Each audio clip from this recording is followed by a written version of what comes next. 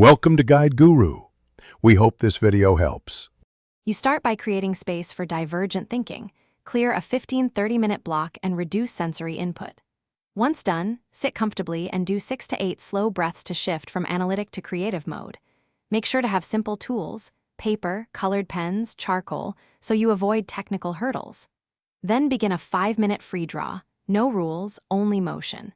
This first action disrupts left brain critique and primes associative networks. You're building permission to explore rather than judge. Now deepen the process by practicing rapid association. Set 3 5-minute timers and alternate doodling, speaking aloud, and creating quick analogies. Once done with each block, make sure to physically change posture or location to reset attention. This movement encourages different neural patterns. Combine modalities, draw an image, describe it in a sentence, then act a gesture to bind visual, verbal, and motor circuits. Continue cycling every 5-10 minutes. This prevents fixation and strengthens flexible. Finish by synthesizing. Choose 3 elements from your exercises and make one raw composition that prioritizes feeling and pattern over precision.